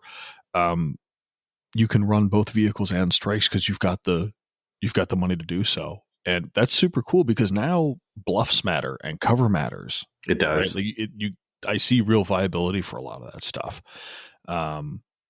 So simply playing for the larger BSP pool was a ride. I really enjoyed that. We are at the point where we've been doing bluffs, and and it gets tense. You've got 3 strikes coming in, but you don't know what they are. So you assign your air cover to it. Oh, that one's a bluff. It's kind of crazy. Yeah, it was fun. So the Breakfast Boys took some casualties, but no one. It was a surprisingly low damage game. Kind of got in, took a couple of hits, scanned the building, got the right building, airstruck the building, kind of got out. Some superficial damage, but no major crits, nothing out of this world. So a pretty benign first encounter for tier 2, right? But nerve-wracking nonetheless, right? And I really think what probably happened is I probably started scale 2 too soon, because if I had lost a mech, it would have been difficult to continue the contracts as you go, right? Yeah. So we'll see how you want to wait till you're around 10K or more before you start thinking about doing any scale 2 stuff. Yeah, we're at like 8. Yeah. So maybe a little early. Just almost there. But it's okay. We got one more track left and then like 2 more months of just hanging out. So if I can survive one more scale 2 encounter, we'll call it a win. So Denim, you get any games in? I absolutely did. So I've stopped naming my mercenary units until they've at least successfully completed a contract. So I have unnamed mercenary unit versus Brian's Bastards. Brian being the owner of Hangar 18. Well, he's been doing very well, and not just because he's the owner of the store, so we all let him win, but because he's got an awesome stable of mechs. For this one, I started a brand new mercenary unit. I brought for fun, the DRG-1G Dragon, but the Einharj variant. So it's the one with the PPC, 2 medium lasers, and SRM-6, a hatchet, and TSM. There's a dragon with a hatchet? It is not official. It doesn't have an official sheet. Like, it's never been in Megamech, but it is mentioned in lore in one of the TROs. It is mentioned. It's like a Rosselhaig variant of it. Okay. Yes. And then I paired that with the SHD-8L Shadowhawk. That's the one that goes 587. You and your Shadowhawks, let them go. Hey, look, I may not have a choice here coming up. So this is the one that goes 587. It's got the plasma rifle and the medium VSP and the MML5, which I stock with regular SRMs and Inferno rounds, because an MML5 Inferno goes really well with the plasma rifle. I believe that. This was going to be the breakthrough mission, is what we rolled, and I was defending. So for my BSPs, I just took 2 of the medium emplacements. Brian, with his Bastards, took his Fenrir Steed. He just had a stack of mechs, and he is definitely at the point where I think he could do some scale 2 stuff. So we'll probably be doing that. But so he had lots to pour through to pick out. So we picked the Fenrir Steed, which is 812 with 4 medium pulse lasers, and then the S2R Bushwhacker. It goes 5.8, has the LB-10X, which is one of the best inner sphere autocannons ever. Oh, yeah. And then it also has a plasma rifle and an SRM-4. Since he was attacking, he picked some light strikes and a pair of 16-point bulldogs for his main force. But the breakthrough mission gives you bonus BSP to flank with. So he got 32 extra BSP that had to be vehicles. So that's where the bulldogs came. So the light strikes were part of his main force. He also had some bluffs, just because he could afford them. But then the 16-point bulldogs were his flanking forces. The game just started off bad for me. Like, it's one of those games where I knew that things were going to go wrong. I had the emplacements near my home edge. My mechs were deployed about halfway up the map to see where he was going, because he has to get into my deploy zone by the end of turn 4, and I have to hold him off, and then I have to retreat off the map. So I just have to slow him down and then get my units off the map, and I get a bunch of points. Whereas he has to get onto my side of the map and kill as many of my units as he can. and that gets him the win. Turn 2, he bombs with an airstrike. One of my emplacements, just destroys it. He needs a 10 up, rolls an 11, it goes kaboom. That's a great start. Yeah, and then the plasma rifle on his so my dragon with his TSM starts charging up towards him, gets up to 9 heat, immediately takes a plasma rifle hit and just ruins my whole, like, all my math is just gone. I have to start over. It's a really inconvenient number. I do manage to take out one of his bulldogs, which is good. But by turn 4, though, he's coming up. He's still across the map, but the bushwhacker is going to be fast enough where it can get over into the deploy zone on turn 4, which is what he needs. His Fenris is running all over the place. It's just super fast. It gets that 12 movement. So as his bushwhacker pops out of the trees, my medium emplacement at extreme long range from across the map gets a shot off.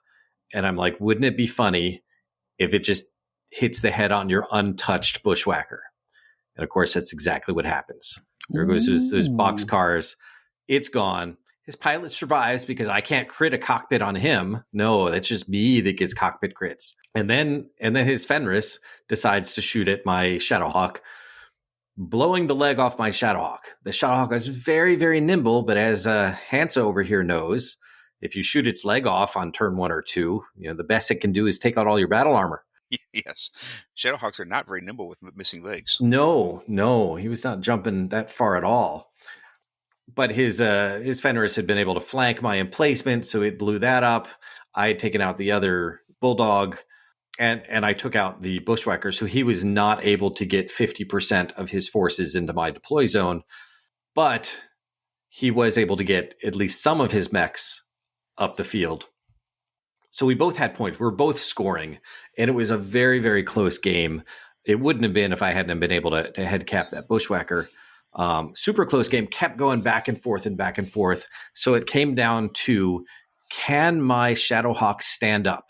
Because if I can, and I can jump off the map, I don't have to stay standing. I just have to get my commander and my Shadowhawk off the map, and that will give me enough points to come out like 50 points ahead, and I will win. Oh, good. Yeah. So I attempt to stand, but these pilots are 3-5s, so I needed a 10 to stand on one leg. Fell over, hit myself in the head again. So at this point, I've got 4 head hits on this poor guy, and he goes unconscious. And my dragon is like, forget this, and he just retreats off the map. So it is not a total loss. I did lose, but unfortunately, Brian held the field, which means that this is not the first game he's won against me, and this is not the first Shadowhawk that he has taken from me. So I think at this point, he's taken 3 different variants of Shadowhawk from my forces. So no, Steve, I don't think I will be taking any more Shadowhawks because I don't have any anymore. They're all gone. Pretty sure it sounds like you're just feeding Brian Shadowhawks. Yeah. He doesn't get my dragon, though, so he's coming back later. But that Shadowhawk, all gone. And I played Katya at the local game shop, and they brought the Blue Covenant was their force. They brought a Jingao 7L and the Locust VB. Now, Jason, was this your Jingao, the 7L? Is that the one you made? No, mine are the refits. I believe it's the 9B is the Ilkhan era version of the Jingao. Okay. From Shrapnel 12, perfectly canon. I didn't know. Denim. I understand it's perfectly canon, and they are not undefeatable, as I found out. No, they're tough to kill, but they are. They're really tough to kill. They are piloted by psychopaths. They brought a Jingao. I'm like, oh, Jason might like this. I'll have to tell the story when Jason comes. But yeah, so they had the Jingao, and I brought the Black Knight 6B, the Crab 27, and this was a strike mission, right? So this is the scan the buildings and destroy the identified, headquarters building. And I had a ton of extra BSPs. So just for fun, because I'd never brought one before, and I had gotten my hands on the cards from the emplacements box, I wanted to bring like a super turret, except it wasn't really a turret, a super emplacement. And I had just the perfect amount of points to bring a Castle Brian tower. Oh man, come on. That's not. Did you not like him? I mean, That's did you yeah, not like right. the person? Like, Look, Are you trying to no. keep him out of your store? I mean, No, just tell him to go. I'm like, look, Stay out of Woolworths. there's this cool new turret. I kind of want to bring it. They're like, yeah, sure, fine, no problem. I'm like, great. I put it down. And I'm like, before they said, yeah, no problem, because there's a problem. there was a problem, and I feel like an absolute jerk because as soon as I'm like, oh, this is truthfully what was happening is I was flipping through the cards and I'm like, oh, this is the perfect number I'm looking for. Great, set it down, call it a day. And then I started looking at what you needed to check it, and then I started looking at what you needed to destroy it, and I knew that I was going to be it was going to be not a lot of fun for this game, unfortunately. So long and short, I was defending. On turn 2, the Locust comes out and is finally in view of my turret. He was playing it kind of cagey before, hiding behind some hills, and the turret saw it, shot twice, of course, does 10 damage or 11 damage, whatever it does, into each torso, left and right torso, which puts 1 pip over. So, of course, now it's enforced withdrawal on turn 2. Right? Yeah. Well, and I'm like, oh, it's going to be kind of like that. The Jingao lights up my crab, but my crab retaliates and manages to get an engine crit on the Jingao through armor.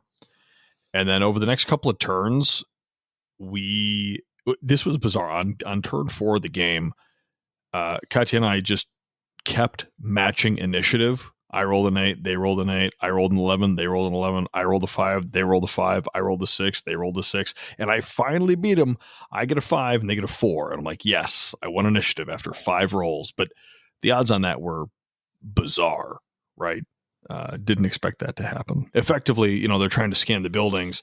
They identify which building they need to destroy after literally scanning every other building on the map. The Jingao parked itself on a level 1 hill next to a level 2 hill, and the Black Knight just moseys on over and gives it a kick right into the face. So the Jingao drops like a, sack of potatoes. And this is where the bad thing happens, where I'm like, oh, good. I've won the match. This is great. And I get to salvage this beautiful, beautiful Jingao. Except I negotiated away all of my salvage rights. Like all of them. That serves you right for taking an emplacement that normally when you defeat, you get a Castle Bryan to raid afterwards. Yeah, I deserved it. I did. That was a not very nice thing to do. It's the final boss. I didn't know the numbers were cool. It matched. I was like, oh, I'll just do this thing. It does a turret shooting 2 10 damage blips. There are tanks that do more damage than that. I'm like, I didn't think it was that bad. Honestly, it ended up not being totally crazy because I don't think the Jingao ever actually shot the emplacement. It was never the target of any attack. So all of its armor and stuff didn't really matter. And the damage on that thing was equivalent to some of the tanks. But I don't think I'll be taking those ever again. That felt pretty bad. And I did not want to do that. But I did get a second track in on the same evening, and we played on the Woodland map, and this was an objective raid, which is you have to go in, locate the gear, have some people scoop stuff up, put it on stuff, and leave. And it's funny because last episode, Denim, you were talking about having no hands on any of the mechs, right? Yeah, the Turkina, yeah, infantry in the hovercraft. Yep. Locusts don't have hands, and Jingaos don't have hands either. So I knew the thing is, I knew that there was going to have to be a hovercraft and there was going to have to be infantry to try to load stuff. So I brought the hardened armor Caesar, and I just brought heavy bombs. And on turn 1, I just BSP'd the little hovercraft to death. Killing the units inside. And then really the rest of the game was mostly out of spite because they couldn't pick up any stuff. You know what I mean? And it's like, okay, well, we're just going to fight because maybe someone will salvage a mech or someone will just permanently kill something. And this is where we made the executive decision. And this is what I encourage other people to do too, is that feels kind of bad, right? This was a new mercenary company that was just trying to get off the ground. They didn't have any hands. We rolled the mission and that kind of stunk. And because I brought a not very fun emplacement literally the game before, I just said, look, if you just want to say that your non-handed unit can pick up stuff, then go ahead, because it's turn 2 and I've already won. You know what I mean? Like you can't pick anything up because you don't have hands. This seems delightfully unfun. So we're just going to ignore that rule and let you try to pick stuff up if you want to. It didn't really end up mattering, but I think the gesture was important because the Caesar's Gauss rifle ripped the leg off the Locust the very next turn. Oh, I 100% think that, yeah, you made the right call. Just either call the mission, sit there and say, you know what, let's re-roll. If you have enough time, let's restart the mission. Or just like you said, let's change the rules for this because why not? Like, what is it going to hurt? Like, we don't get it. It's not a tournament. We're not getting points. Like, we're here to have fun. No money riding on this. Yeah. Just, hey, why don't you walk off the map and just let's go back to turn 1? You know it. Yeah. Totally agree. Yeah. Or just starting a mission or whatever. Yeah. Because it's like, it's not fun. Like, hey, I got this new mercenary. I'm so excited. And then you literally get destroyed and you don't get salvaged because I botched my contract. That's the only reason that the Jingao went back, and the next mission you just don't have hands. So you just lose. That doesn't feel great. So, right. Agreed. We were already kind of like a little ways into the game because they said, look, I just want to see if I can kill some of your stuff. And I'm like, if you're really sure it's the hardened armor Caesar, it's a lot of damage you're going to have to do. But they had the plasma rifles on the Jingao, so they figured maybe they'll shut it down. And I miscalculated my move. And the Jingao got behind the hardened armor Caesar, and I was starting to get nervous. But that hardened armor Caesar has 2 rear-facing lasers, which I never thought would ever be helpful, ever. And I shot it with a butt laser on a 7-up, and I hit it. And that was the most exciting thing of that game. The Jingao did manage to grab a box and get off the map because I had positioned myself poorly. The Caesar's just not fast enough to do much. Turn 1 in that game, my Manticore that was supposed to help out my Caesar just boxcard and just absolutely got destroyed. Did like the minimum amount of damage to get the check and then rolled boxcars and just blew up my Manticore. I'm like, well, okay. So because I blew up half of the units on the map, I got some points, and because the box got off the map on the Jingao, they got some points, and it was like, okay, cool. We kind of pushed, and that's fine. But that was the Crested Crabs are kind of back in action, which was fun. So, adventure with crabs. Woohoo!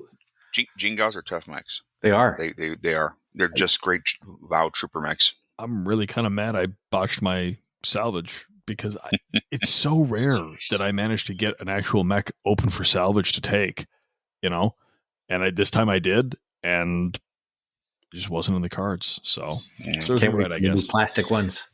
What's that?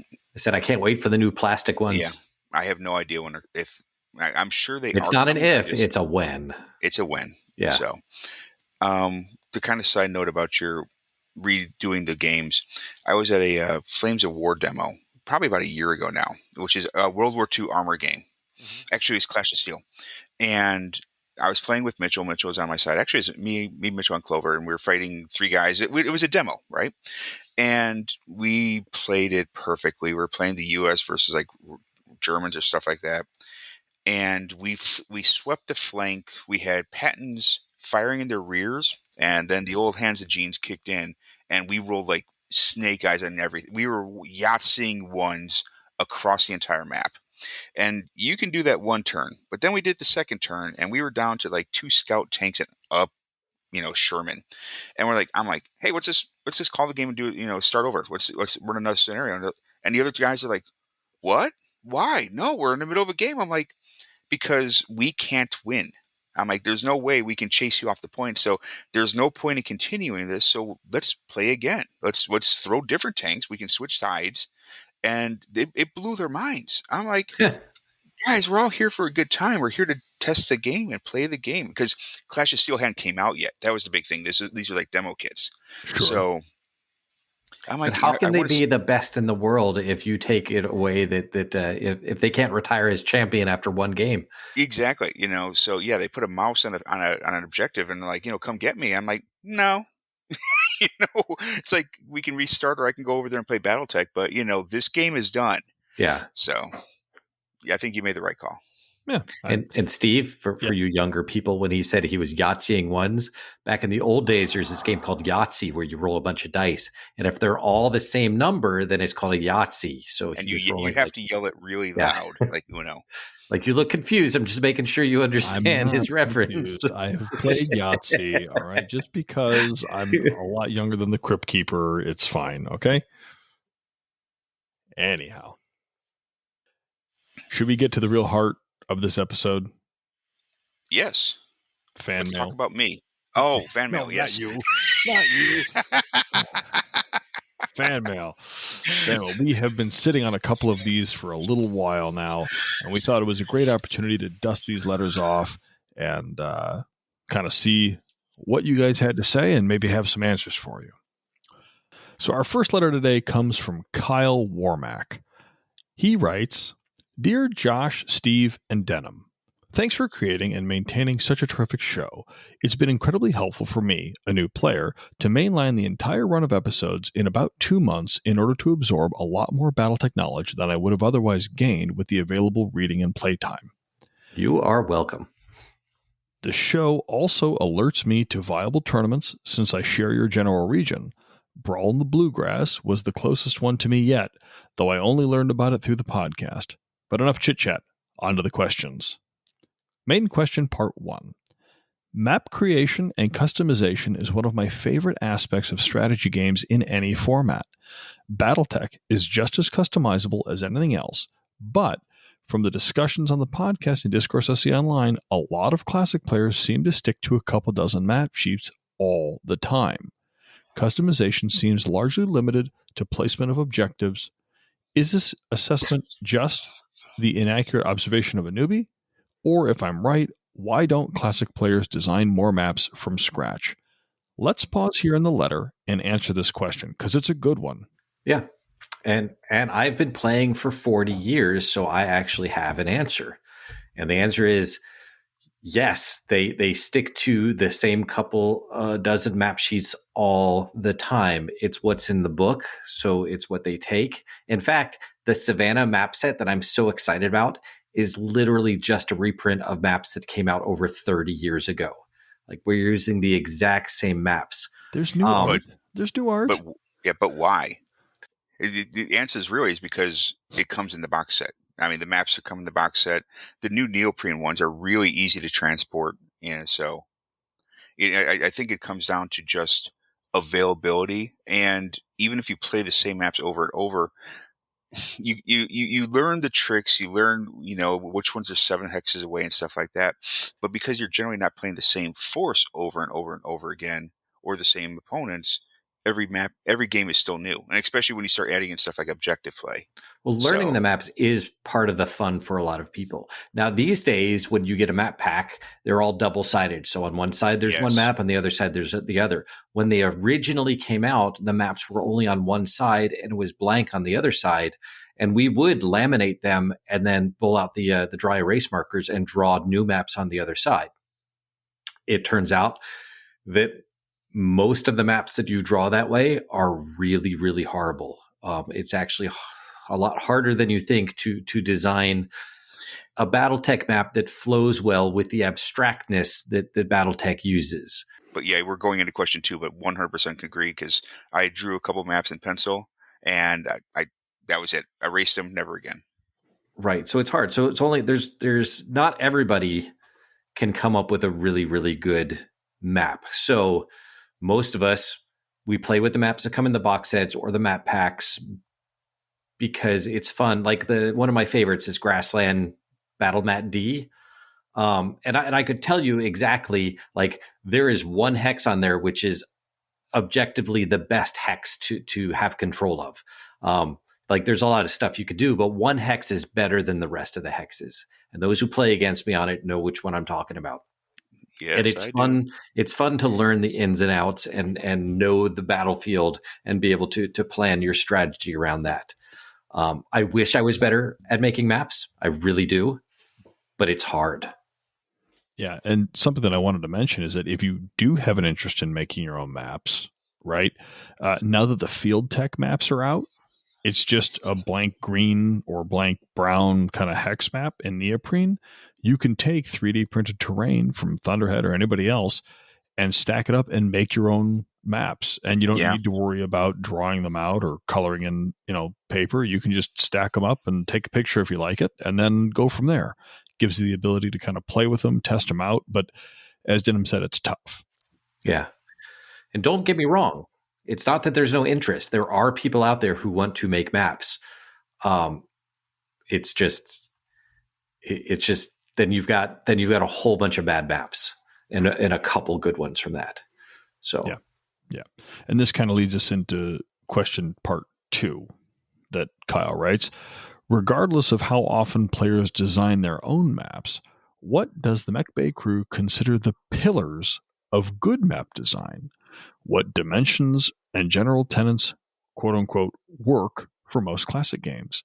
Does good map design need to adjust for the era of play, since the average weapon and movement ranges increase from clan invasion going onward? And what are the tools and resources should one keep in mind when designing maps from the ground up? excellent question again. During the not the mercenary Kickstarter, the clan invasion Kickstarter, they send out the Kickstarter emails. They had a whole series about making the Tookian maps, about the design process that goes into them. And I wish those were like essentially publicly available.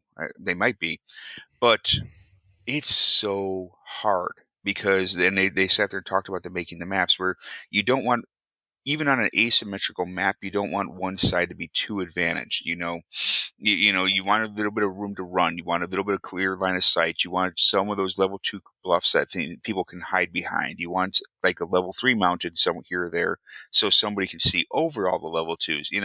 There's things that they try to do on every map and to make it interesting, but they also make it so no one map is like the others, because Right.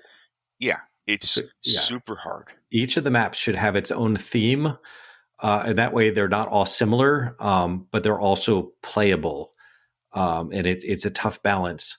So dimensions, I would say anything up to 4v4 can be played on a single like standard map sheet size, which is what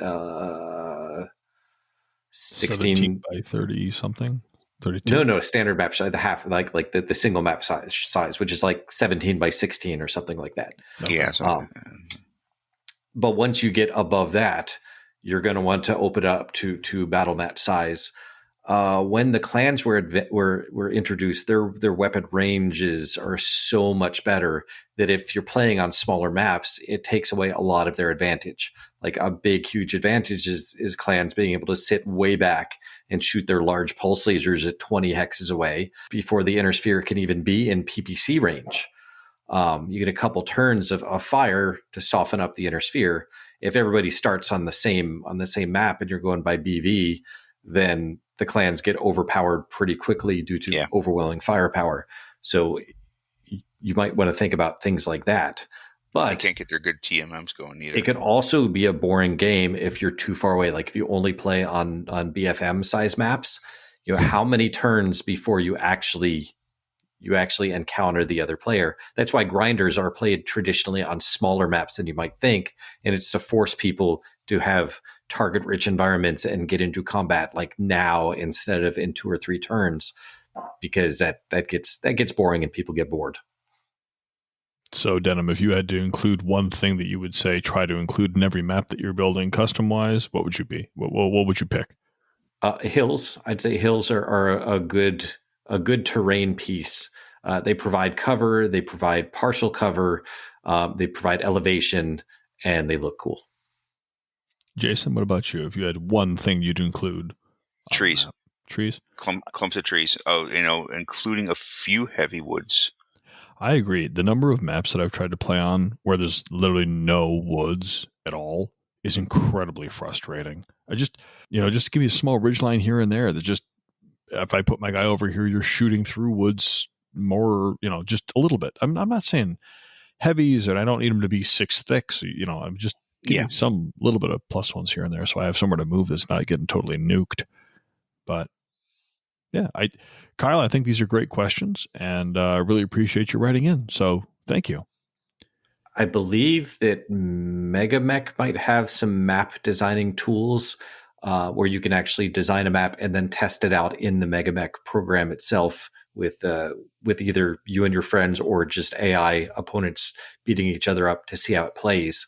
So there are some resources out there for general map design, and you can set whatever dimensions you want. You're not restricted to the normal map sheet sizes that comes in the boxes. So there are resources out there. Good tools for people that want to fool around with map design. Our next letter comes from Ben. Ben writes, "Good morning, Commanders. I'm very sad because I finally caught up to the current podcast episodes and now have to wait a month each time I want to hear those sweet mech exhaust scarred voices. I'm a new player and I'm still trying to wrap my head around the rules. My main question right now is, are there mechs that are hard locked to factions, and do you know any asset to help build Lance/Star lists like how Warhammer has with Army Builder app? Love what you guys do. Keep up the hard work. Ben, sent from my iPhone." In my opinion, the short answer is no. Through salvage, all things are possible. There are no mechs that have not been on the battlefield that one faction uses that have not been able to be salvaged by some other faction in some way, or purchased or stolen. Disagree. The Omega is only available to Word of Blake in the Jihad era and goes extinct in every other era. Okay, so but one. But, for the most part. Yeah, but if it ever goes out on the battlefield, there is a chance that it can be captured, or there's a chance that Dest operatives can go in there and steal one. Like there is always a way to take that mech. Now, I'm sure there's some Word of Blake ones that if like it ever gets stolen, there's a different nuke in there aside from the engine that they set off and it explodes it. But in general, you should always be able to buy, steal, or salvage anything from anyone else at some point. I think this really comes down to, through salvage, all things are possible, right? Now, rule-wise, that may not be the case, right? If someone's saying, hey, we're building an MUL compliant list, then maybe it'll be locked out of certain units. But that's a list building thing most of the time for tournaments. But locally, I've never had anybody come up to me and say, hey, I want to build X, Y, or Z force for the tabletop for a pickup game. This isn't MUL compliant. I've never told them no. Yeah, right? Never. Not ever once. Because at the end of the day, it doesn't really matter as long as you're balancing by BV. Our local table is, if it's a legal record sheet, bring it. It's I don't even get a mini for it. Yeah, exactly. We just proxy. And even in the lore, the mole is more of a guideline. I've had a couple, like an example is in No Dust Nowhere, I had a Sylla, Syclla. It's a clan mech that's normally only a Steel Viper mech, but the Glass Scorpions were using it. Why? Because they salvaged it some point down the road. Who cares? It's not on their mole, but that only reflects statistically numerous mech chassis. But, it doesn't mean that the other mechs don't exist. It's just they don't have enough of them to count. So that is the loophole that if you ever, if you feel like you want to build a lore list, but you're like, but I really like that mech, take it. Yeah. And you'll fit the game aesthetics and the lore. And the other thing to remember in all of this, right, is some of this may change when MUL 2.0 drops, right? We're looking at a new mull that should be coming out very soon. And at the end of the day, you're supposed to be having fun. So if you want to build a force, just try something new. Even if you just tell your opponent, hey, I'd really like to try this thing. I just kind of want to see how it goes, right? You can do that. But to your main question, right, are there any assets available to help you build lists? I always recommend the big three, right? First and foremost, you've got Master Unit List, which is going to show you battle values. You have the classic warfare, the Total Warfare builder for list. You can type in the mech you want, the variant, and you can adjust it. It'll show you the PV. That's huge. If you're playing Alpha Strike, you can also use Master Unit List. There's the Alpha Strike builder there as well. The address to that, by the way, is masterunitlist.info. I know we keep talking about Master Unit List. Sometimes we forget to put the address out there. It is just in your Google search bar, masterunitlist.info. And it doesn't have to be Google. It can be whatever search engine you use. Sorry about that. Netscape. Ask Jeeves. Mozilla. But no, if you're playing Alpha Strike, right, all the cards for Alpha Strike are on Master Unit List. You can also Google the Versal Alpha Strike builder. That is a phenomenal tool for building Alpha Strike lists. It allows you to search significantly more categories than you can on the MUL. Plus, it also displays more information without having to click on each individual link on the MUL. So I highly recommend that. The other tool that I recommend for Alpha Strike building is Jeff's Battletech Tools 2C. I know we've talked about that in previous episodes. If you're doing formation bonuses, Jeff's is a phenomenal tool. The only issue, and they may have corrected this since last time I've been there, the only issue I find sometimes with Jeff's is that it is often hard to sort by era for availability for a specific faction. What I do when I build these things is I normally do a combination. I go to Versal for MUL compliance and era, build my stuff. Versal's not perfect either. It doesn't have stuff like Proto-Mechs and some other weird units that just aren't included on it. So no, you won't find everything there. But I normally build my list out of that, take it to Jeff's for formation bonuses if I'm using them, and then I'll go to Master Unit List, type it all in, get the sheets, cards, and print them out. So I kind of use all three of those major tools for list building. Denim, do you have the Versal address there for the website? It's as-builder, BUILDER.Versel. That's VERCEL.app. So that's that tool. I love that tool. And a lot of these you can find if you just plug them into Google, right? They'll spit them out for you. I would be remiss if I didn't mention that CGL has been building essentially kind of list building tools, in books. The Force Manual Krita and Force Manual Davian are both out, and Force Manual Mercs is it printing or something? Yeah, I don't work on its way. Yeah, it's coming. And so for people who don't have them, the Force Manuals have, they talk about some of the units, they give some histories, a little bit of fiction, a tiny splash of the history of that particular faction, but then near the back they have how to build like a battle lance, and it'll list 4 mechs in there, like Phoenix Hawk, Rifleman, Warhammer, and Wasp, and it will explain what a battle lance is and what the requirements are. In this case, it has a skirmisher, a sniper, a brawler, and a scout. And then on the same page, it'll list alternate units you can swap in and out if you don't want to necessarily take the Battle Master, which is a brawler, but you want to take a Centurion. Lighten, make it go a little bit lighter, a little bit faster.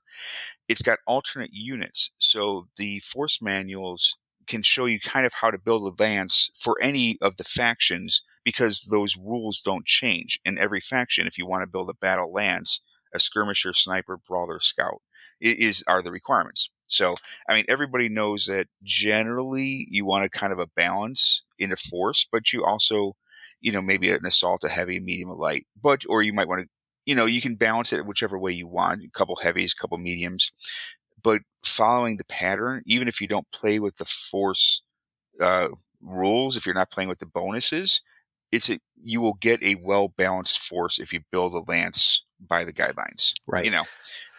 And the mercenary one is coming out, and the next one is the Invading Clans book. So that will cover all of the original clan invasion clans. I'm hyped. Yeah, me too. I also tend to use Megamech. It does have a steep learning curve, but once you figure it out, no program for me is faster, at least until the MUL 2.0 ever comes out. No program is faster for me to create a list, whether I'm trying to base it on BV or whatever, to plug it in there, put in my own custom pilots with their own pilot skills, and then print them out in very nice, easy to read sheets. It is the same program that Catalyst uses to print their record sheets, so it looks exactly like the ones you would be pulling out of any of the books. So I really like that program. Again, steep learning curve. Use YouTube to figure out any of the little intricacies, but it is a solid program overall. Yeah. Ben, great question. Thank you for writing in. And welcome to the game. Yeah. I thought you said he was a new player, right? Yep. He said he's very new. So welcome. I think we've got time for one more letter. This one comes from Hard Luck. After listening to the podcast countless times, I decided to take on Denim's challenge of building a cheaper Clan Invasion box set. Following the box's layout, I came up with the following list. A Gargoyle Prime at 1,537 battle value. Mad Dog Prime at 2,351 battle value. The Ice Ferret Prime at 1,678 battle value. The Viper Prime at 1,450 battle value. Mistlynx Prime at 871 battle value. And 2 stands of Elementals for 450 battle value, for a total of 8,787 battle value. I admit, I was surprised to see so many Prime variants on this list and still keeping a full star and 2 points of Elementals under 10,000. Like that's impressive. Well, Bob, I think I can go lower than that. Yeah, but how battle effective is it when you go lower? Oh, you know what? I will Okay, so I will point you to my list. So, the Gargoyle Prime, when you sit there and you look it up, is actually the cheapest gargoyle. It and is there's a reason. by far. It's terrible. It is a piece of junk. Oh, you take that back, Jason. It's got 2 LB5Xs, it's got 2 SRM6s, and a small laser. How could you hate Right. It's that? got medium mech weapons on an assault mech chassis with heavy mech armor and medium mech speed. I hate it. So, so you can keep it in your list. That is a good if you're just going cheap. This is the one mech I'm going to recommend. You can bounce up a hair and go with the Gargoyle B, which will get you an LRM 10 with Artemis 4, an SRM 4 with Artemis 4, and a Gauss rifle. That does take you up to 1843 BV, an additional 303, I think it counted, but I think it's worth it. What are you dropping? So then sorry? What are you dropping to get that extra points? Nothing. Oh, okay. So he's going to win on the total BV then, because he's trying to get an effective list because right now his bid as a clan is under 9,000 points. Yes. So next up, I would replace, because what I did was I sorted by BV, and then I just looked to see what was cheaper than the primes, and then to see if any of them were not terrible. For the Mistlynx, the Prime is a very good one. I think it's the Prime that was really good. And so this one's just kind of an alternate idea.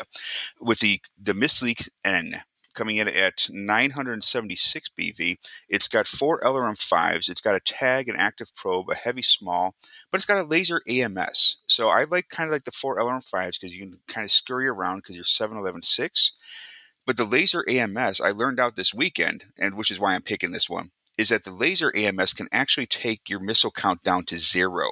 Normally, a normal AMS will take you down to the minimum, which is 2, snake eyes. Lasers will take it all the way. So this one's just a hair safer, which caught my eye. So then the Mad Dog, a cheaper one. The Mad Dog is a solid mech. 2 large pulses, 2 LRM-20s, 2 medium pulses. It's super hot, but I love it so much. I use that one more than I should. I like it. I do. Can I interest you in a cold running Mad Dog, my friend? I don't much think cheaper. Those exist. They do. Yeah. They do. And I don't like it, but they do. That would be the Mad Dog C, bringing nothing but twin with the Gauss. Two Gauss rifles. That's it. Gauss rifle in each arm, nothing else. No, it feels wrong. If it's not a Mad Dog, if it doesn't have all those missile racks on the front of the cockpit. And once those suckers start exploding, it's a bad day. Yeah, but it is cheaper. It's at 1892. And so then let's see what was the next mech on my list here. The Ice Ferret. He had an Ice Ferret Prime, which is a good one. The Ice Ferret G, with twin SRM-4s, twin ER small pulse lasers, and 4 AP Gauss rifles, is kicking out about the same amount of damage, but in kind of a different way. So I really kind of dig it, and it's cheaper. And finally, I will offer up, instead of the Viper/Dragonfly Prime, I kind of like the L. There's a couple of good options with both of, actually, I'm going to say the Ice Ferrets and the Dragonflies. I like this one because it's hinky. The Dragonfly moves 8, 12, 8. It's got 3 Streak LRM 5s and 2 ER micro lasers. So this one is good for doing what Chuck did to me and getting in behind a Fire Falcon and ripping it apart. So I kind of like it.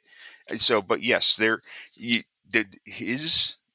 reader's submission, Hard Luck submission, is a very, very good list. But yes, I can get underneath it by about 900 points. But Jason, I think you've overlooked one crucial point. Uh-oh. This is the Clan Invasion box set, not just the Clan box set. Are all those variants that you listed available during the Clan Invasion? Good God, no. See? No. So you didn't do it. Hard Luck kept all of his mechs and the elementals available in the Clan Invasion era, which is still an impressive feat. So it is. No, this is a very good list. I believe those elementals are the standard small laser version. Yeah, and I didn't bother, saying go for the machine guns and stuff like that. But yes, if you just open it up to the clans of all eras, especially using the Ilkhan rec guides, you can find a lot of stuff in, and you can come screaming in. Especially if you take the Gargoyle Prime, you're coming in at just under 8,000.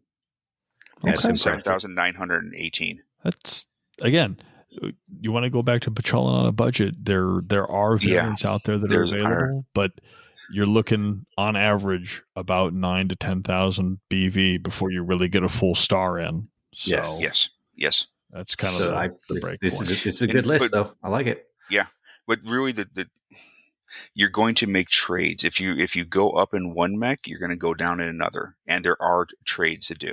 And these are all 4 or 5 pilots. So right. So if you want, your standard 3-4 pilot, you're really gonna have to sacrifice some hardware. Yeah. I mean, honestly, his list as is, the only thing I would swap, I'd take the Gargoyle B and give him a Mad Dog C. I would take the hit on the Mad Dog to give him some decency in the Gargoyle. I like the Prime. It's got a little bit of charm to it. That's all it has to it is charm. It's getting by on its good looks. And sometimes that's enough, Jason.